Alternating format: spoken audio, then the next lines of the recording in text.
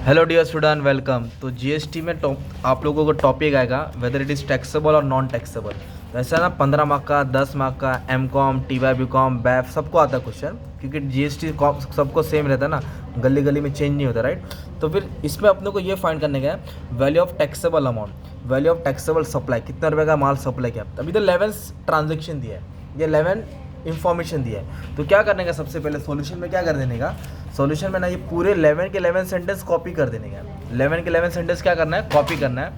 फिर एक एक सेंटेंस को पढ़ेंगे और रीड करके देखेंगे कि ये टैक्सेबल है कि नहीं टैक्सेबल है। टैक्सेबल है तो अमाउंट लिखेंगे, नहीं टैक्सेबल है तो डैश मार देंगे ना, या टैक्स फ्री लिख देंगे। क्या लिख देंगे, टैक्स फ्री करके। तो अभी हम लोग स्टार्ट कर रहे हैं। इधर क्या बोला है, personal coaching charges, coaching charges, हाँ सिखा रहा है विराट कोहली तुमको, सिखा मतलब विराट कोहली से।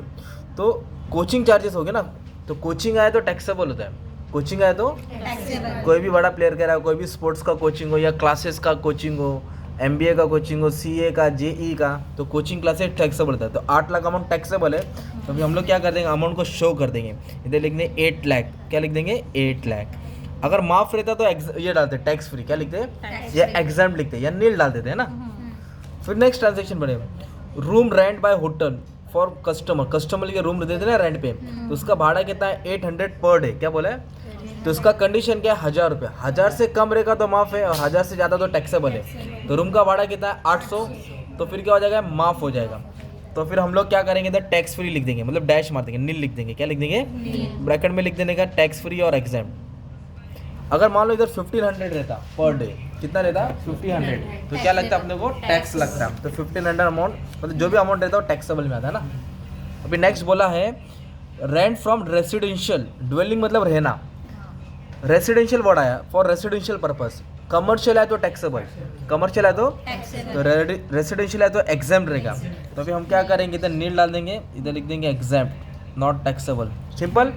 कमर्शियल रहता तो क्या होता है आपका, टैक्सेबल होता। नील मार दो, डैश मार दो, एक ही बात है, ठीक है, नील उजाला डाल दो।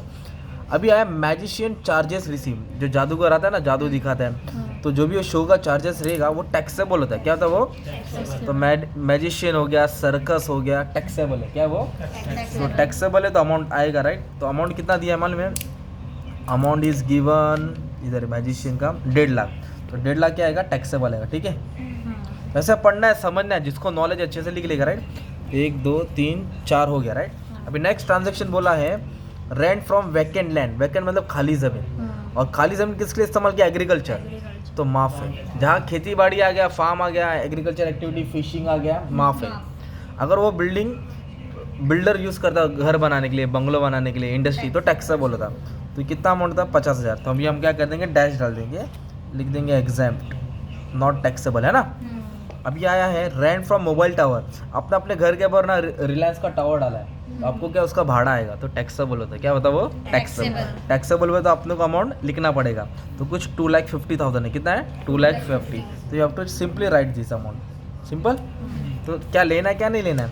फिर इसके बाद क्या बोला, trading in mobile, Jethalal mobile खरीद रहा है, बेच रहा है, तो भी टैक्सेबल है। क्या, वो भी टैक्सेबल है, ठीक है।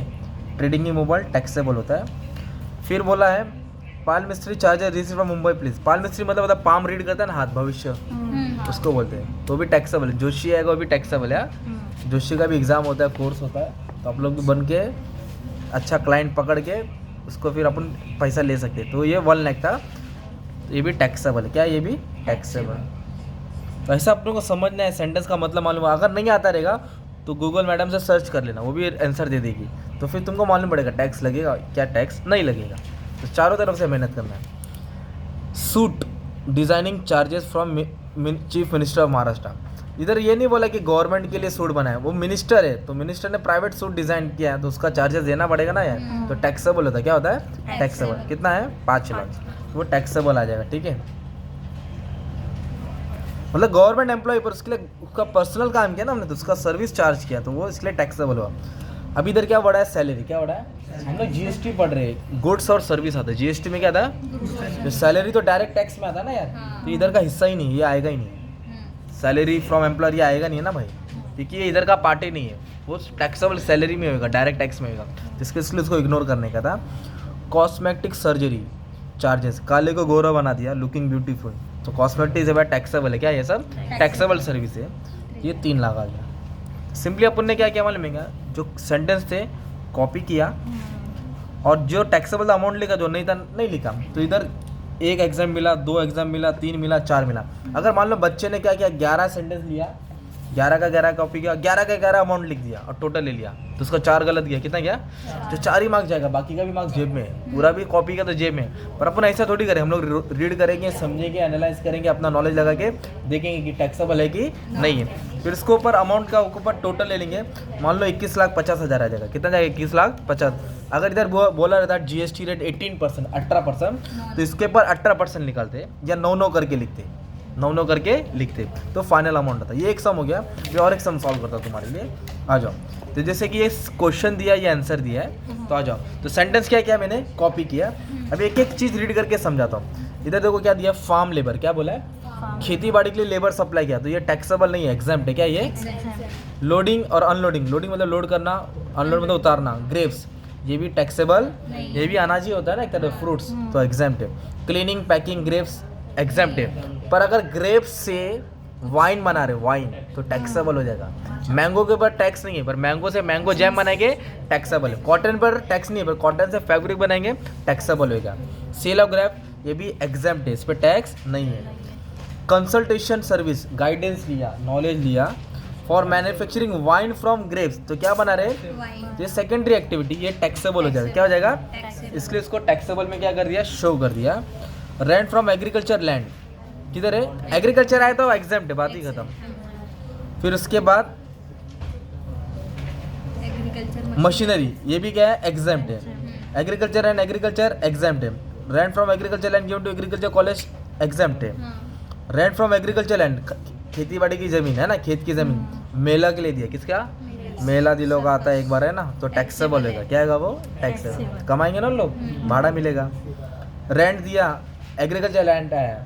सिनेमा प्रोडक्शन, देखा रहेगा ना पिक्चर में, गांव में शूटिंग होती है, बिल्लू बार्बर एक गांव में पूरा शूटिंग करा है ना, तो गांव में मतलब ज़मीन पे शूटिंग होता है, तो उसके ऊपर टैक्स लगता ही है। खेती बाड़ी पे टैक्स नहीं है।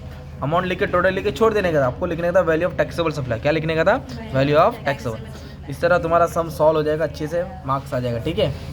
और भी बोर्ड का पेपर का सम है, मैंने सब सॉल्व कर दिया, यू कैन चेक। जैसे कि ये सब टाइप के सम सब अपलोड कर दिया। एग्जाम में तुमको ऐसे 10 मार्क के सम भी आएगा, 10 मार्क के, कितने मार्क के आएगा, 10 मार्क, ठीक है। Thank you very much.